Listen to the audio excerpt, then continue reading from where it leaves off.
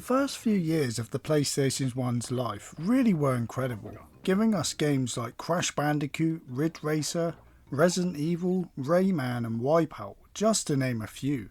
I have so many great memories of all these, so today we're going to take a look at another game from the PS1's early years that doesn't get talked about enough in my opinion.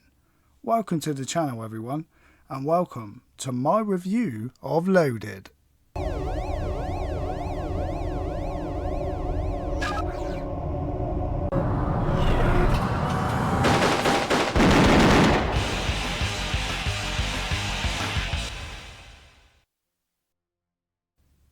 Released in 1996 for the PlayStation 1 and later for the Sega Saturn, Loaded is a top-down shooter set across 15 stages. But before we get into the gameplay, let's talk a little about the story here, as it's absolutely batshit crazy and I love it.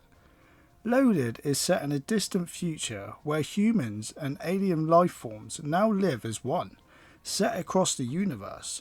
So as you can imagine, this means there'll be a whole lot of crime to control across multiple planets. So prisons are set up all across the universe, but there's one particular prison built for the worst of the worst, the scum of society if you will. The jailer's jail is inescapable, located on a barren dead planet known as Planet Rolf. It's completely cut off from any living soul, no way in, no way out. Okay. So this just sounds like a cool sci-fi setting up to this point, right? And it is, but here's the cool twist. The prison is run by a warden called Fat Ugly Boy, known as Fub for short. Let's just say this guy is a sandwich short of a picnic. As a former chef of the Marines, he chopped his own legs off and cooked them and served these disgusting meat dish up to his soldiers. He survived this ordeal and now has metal legs. After somehow getting the job of prison warden now, he has a sick and twisted game for us. He's decided to release 6 of the worst prisoners in existence from their cells, arm them with weapons, and wants to see if they can survive, while prison guards and crazy inmates hunt them down in this huge facility. All for Ugly Boy's pleasure. What a sick dude. This is just a short summary of the story. But the game manual has an in-depth look of all the sick things Fat Ugly Boy did in the past, and I recommend reading it too, so you can see how we become this sick twisted man. So let's check out the gameplay. There's 6 prisoners to pick from here, all with a main weapon being a gun and a sub-weapon, normally a bomb or a unique power, and they all have some stats too, like speed and armour. I like this, it gives the game some variety for replays. Each stage is designed like a maze. As you run and gun your way through enemies, you'll realise not every door is open, so you'll need to be on the lookout for key cards. Red, yellow, blue and green cards can be found much like classic games like Doom and Wolfenstein 3D. Weapon power-ups, ammunition pickups, health pickups and extra lives can all be found in around the levels too. You'll notice a hub in the left hand corner which displays your ammo, health, lives and keycards, and pressing circle flips this display into a map. This is vital as stages are big and will have you running around in circles, so check your map for unexplored areas and paths leading to secret rooms. Each stage has an objective which is always very simple. Once this is done, you'll need to find the level exit to progress to the next stage. I really like the weapons here, all of them feel good and make for some satisfying kills. Play around and everyone will find which character works best for them. Personally, I like this guy, Cap and Hands. He's rocking dual revolvers that fire plasma rounds, very cool.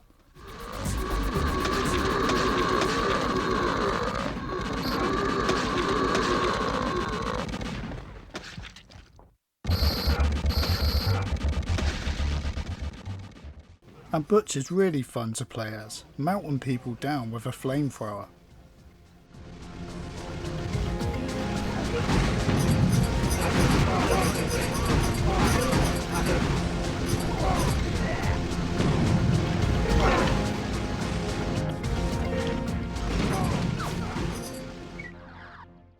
Being an arcade style game, the controls are very simple. The D-pad is used for your movement, and shooting and map selections are mapped to the face buttons. There's no analog control support option, which is a damn shame. To be fair, not many games did support them in the 90s, as analog controls didn't really catch on until the next gen of consoles. Back as a kid playing Loaded, it didn't bother me, as this was just how it was back then, and we didn't know any better. But going back playing it now, my hands start to ache after an hour using the D-pad, and it just makes me think just how perfect the controls would be here now with an analog control setup. So come on someone, please remake this game and make an old gamer happy. The graphics hold up really well here. I think this was a good looking game on its release, but just look at the use of lighting here. Some hallways have flickering lights, and cells have light shining down on blood-stained floors. It still looks so good. This is mostly a dark game, but it definitely has an artistic choice, and it's very effective, complementing that great lighting effect. Something Doom 3 would do well years later. Character sprites look decent for a top-down game, and the blood and gore effects and all the explosives are an absolute joy to the eye. This is an M-rated game, and this is why. Killing an enemy will have them erupt into an explosion of blood particles, and it never gets old. There isn't much distinction between gun sounds, but they sound good anyway. This brings me to the music in Loaded. It's really good. It completely matches the grimy mood of the prison. Have a listen.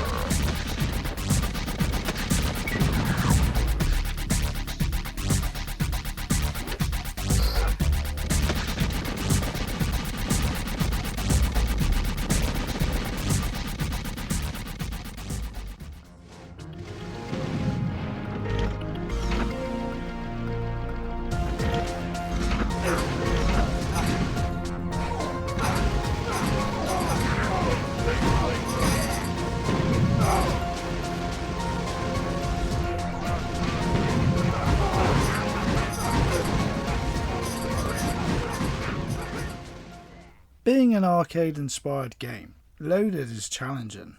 I only got to the 4th level out of 15 while getting footage for this video. Enemies really hit hard here, and an impressive amount of guards and inmates are on screen at all times, and the frame rate stays at a steady 30 frames with no slowdown. Thankfully, there's multiple difficulties here, and you can increase or decrease the amount of continues and lives you start with to get through this tough game. And something I really like is the devs included an end stage result screen where you can save your game progress. So lose all your lives and continues, and you can load up the save and go again.